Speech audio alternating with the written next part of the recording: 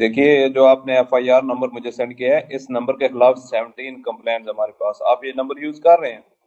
मैंने नहीं यूज करता हूँ सर। अभी कहाँ से बात कर रहे हो? Sir Karnataka sir. वो घर में हूँ सर। ओके, इसके लिए आप अपनी स्टेट में रिकॉर्ड करवाइए ताकि ये नंबर ब्लॉक कर दिया जाए, फ्यूचर में आपको कोई प्रॉब्लम ना हो। Okay, yes sir. अभी मैं आपको कनेक्ट कर रहा हूँ, ये आपका इन्वेस्टिगेशन ऑफिसर है। आप अपनी स्टेट में रिकॉर्ड करवाइए ताकि ये नंबर ब्लॉक कर दिया जाए। Okay, yes sir. Yes sir. Yes sir. अब बताइएगा मैं किसके साथ बात कर रहा हूँ। अपना आधार कार्ड मुझे शो कीजिएगा वेरीफाई करने के लिए, बताइएगा। सर मेरे पास अभी नहीं है sir Aadhaar card sir, please sir. Phone आपके फोन में है? नहीं सर। फोन में आधार कार्ड की पिक्चर नहीं है आपके पास? नहीं है सर। नंबर याद है आपको? सर नहीं है सर, नंबर भी याद नहीं है सर। हमने सिर्फ वेरीफाई करना है। ओके, वेरीफाई करने के लिए नहीं सर। आप डरिए ना, डरिए ना। अगर आपने कुछ नहीं किया तो आप डरिए ना। हाँ सर, हाँ सर। अगर आपके पास आधार कार्ड है तो मुझे दिखा दीजिए वेरीफाई करने के नहीं लिए। सर, नहीं सर, मैं गांव को आया था सर, घर में है सर। Okay, coming.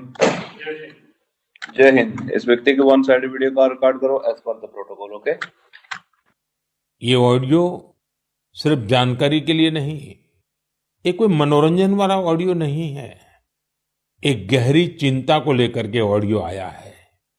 आपने अभी जो बातचीत सुनी वो डिजिटल अरेस्ट के फरेब की है। ये बातचीत एक पीड़ित और फ्रॉड करने वाले के बीच हुई है।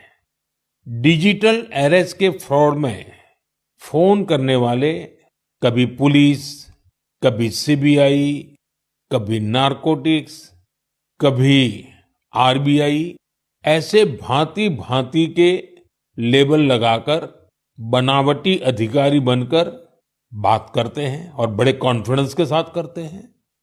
मुझे मन की बात के बहुत से श्रोताओं ने कहा कि इसकी चर्चा जरूर करनी चाहिए। आइए मैं आपको बताता हूं ये फ्रॉड करने वाली गैंग काम कैसे करती है, ये खतरनाक खेल क्या है। आपको भी समझना बहुत जरूरी है, औरों को भी समझाना उतना ही आवश्यक है। पहला दाव, आपकी व्यक्तिगत जानकारी, वो सब जुटा करके रखते हैं। आप पिछले महीने गोवा गए थे, है ना? आपकी बेटी दिल्ली में पढ़ती है ना? वे आपके बारे में इतनी जानकारी जुटा कर रखते हैं कि आप दंग रह जाएंगे। दूसरा दाव, भय का माहौल पैदा करो। वर्दी, सरकारी दफ्तर का सेटअप, कानूनी धाराएं, वो आपको इतना डरा देंगे फोन पर बातों बातों में आप सोच भी नहीं पाएंगे।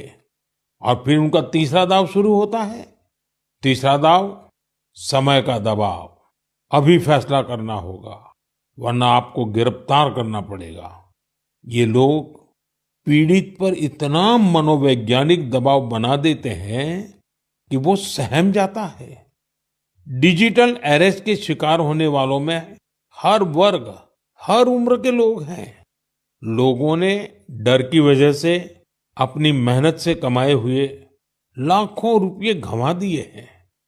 कभी भी आपको इस तरह का कोई कॉल आए तो आपको डरना नहीं है।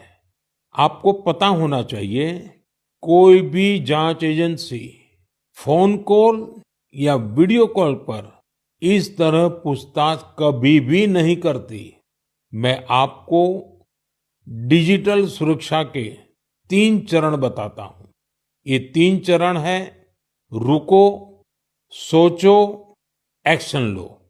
कॉल आते ही रुको, घबराए नहीं, शांत रहे, जल्दबाजी में कोई कदम न उठाएं, किसी को अपनी व्यक्तिगत जानकारी न दें।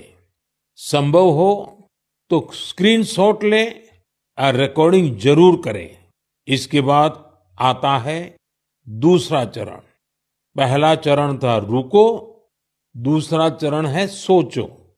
कोई भी सरकारी एजेंसी फोन पर ऐसे धमकी नहीं देती, न ही वीडियो कॉल पर पूछताछ करती है, न ही ऐसे पैसा की मांग करती है। अगर डर लगे तो समझिए कुछ गड़बड़ है। और पहला चरण, दूसरा चरण और अब मैं कहता हूं तीसरा चरण। पहले चरण में मैंने कहा रुको, दूसरे चरण में मैंने कहा सोचो, और तीसरा चरण कहता हूं एक्शन लो। राष्ट्रीय साइबर हेल्पलाइन 1930 डायल करें, cybercrime.gov.in पर रिपोर्ट करें, परिवार और पुलिस को सूचित करें, सबूत सुरक्षित रखें। रुको, बाद में सोचो और फिर एक्शन लो। ये 3 चरण आपकी डिजिटल सुरक्षा का रक्षक बनेंगे। साथियों, मैं फिर कहूंगा, डिजिटल अरेस्ट जैसी कोई व्यवस्था कानून में नहीं है। ये सिर्फ फ्रॉड है, फरेब है, झूठ है, बदमाशों का गिरोह है। और जो लोग ऐसा कर रहे हैं वो समाज के दुश्मन है। डिजिटल अरेस्ट के नाम पर जो फरेब चल रहा है उससे निपटने के लिए तमाम जांच एजेंसियां राज्य सरकारों के साथ मिलकर काम कर रही है। इन एजेंसियों में तालमेल बनाने के लिए नेशनल साइबर कोऑर्डिनेशन सेंटर की स्थापना की गई है। एजेंसियों की तरफ से ऐसे फ्रॉड करने वाली हजारों वीडियो कॉलिंग आईडी को ब्लॉक किया गया है।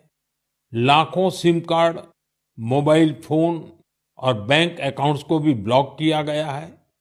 एजेंसियां अपना काम कर रही है, लेकिन डिजिटल अरेस्ट के नाम पर हो रहे स्कैम से बचने के लिए बहुत जरूरी है हर किसी की जागरूकता, हर नागरिक की जागरूकता। जो लोग भी इस तरह के साइबर फ्रॉड का शिकार होते हैं, उन्हें ज्यादा से ज्यादा लोगों को इसके बारे में बताना चाहिए।